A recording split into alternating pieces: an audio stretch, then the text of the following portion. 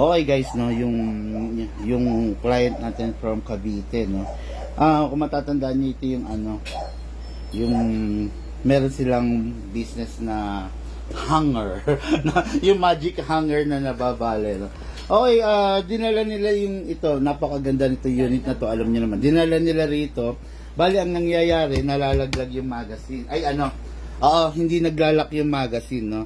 The reason why, no, para na rin sa kaalaman ng iba, nalaglag kasi nila yung magazine, no. So, ito hindi nila ganong naisagad. So, ang tendency pag ganyan, ayan, tingnan niyo. Okay, nalalaglag, di ba? Ngayon, babala na rin sa mga ka-airsoft, no. Make sure na naibalik nyo to ng maayos. So, ayan. Susundutin nyo lang yan, okay? Kabalik na. Okay. Kita nyo? Hindi na. Maayos na. Okay? Ngayon, lagyan natin ng gas. Try ko muna, no? Para, total nandito si bossing para, ayan. Fire natin.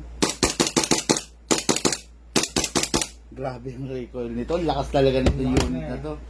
Ngayon, okay na, hindi na nalalaglag yung gas tulad ng yung magazine tulad ng reklamo ng boss natin, no? Ngayon, pa-fire natin, paayos yung target. Pasensya na kayo, ako medyo nagmamadali ako, sir.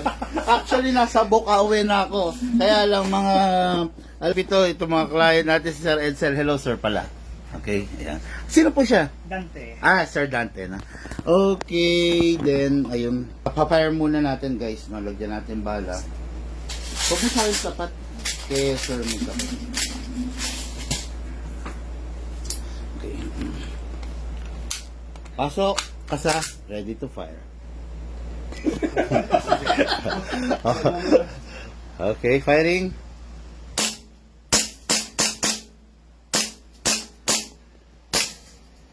Sige sir, hanggang maubos. Grabe, ang lakas talaga niyang unit na yan. Ang lakas naman niya.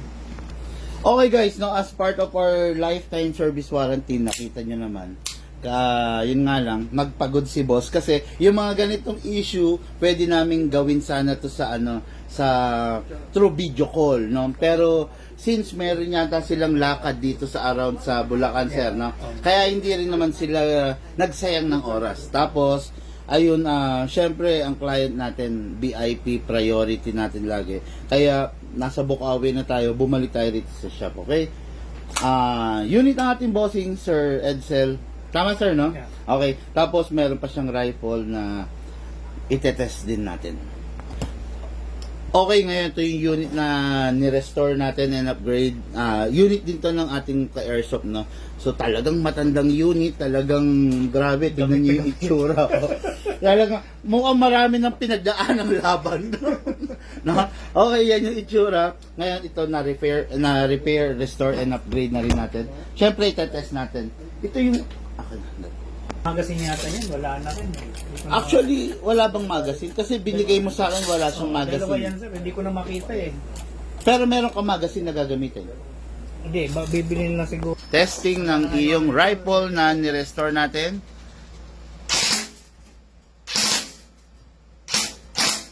Ang lahi naman po. Parang mababa ka, sir, ah. Layo nga, pag ginanong mo. Wala kasi yung dulo. Walang ano dito. Yung sides. Yung reset, wala. Taas. Okay guys, no, na-restore na natin yung unit ni sir. Nakita niyo, tinespire natin. Meron lang akong bilin kay sir, no? Every after the game, sir, release the magazine, then clear the chamber. Isang putok, then rest the spring. At ang pagtamang pag-rest, lagay mo sa rapid fire. 1 shot, 1 second, then single, then safe. Okay. Yung spring nito, original eh. Original. Hindi namin pinalitan. Nakita ko kasi garter spring. So magandang klase 'yon. Medyo chinon lang natin siya, hinatak-hatak ng bahagya, back to normal na naman siya. Kasi kung papalitan namin ng mga replacement, sayang yung original. Yes sir. Opo. Ngayon, yun, dito kasi sa Big Man, hindi tayo pwede magkatay-katay or change ng parts, no. Honest lang tayo sa ating mga customer kung ano yung nakalagay diyan, hindi natin papalitan. Hindi tulad ng iba na nangangahoy. Okay, dito hindi pwede yun, ha? Okay guys, unit natin boss, Sir Edsel, of Cavite. Sir, hello po. Thank you. Ano masasabi mo, sir? Thank you. Thank you. Meron ka mang payo, konti lang naman, konting words para sa ating mga ka-airsoft, sir.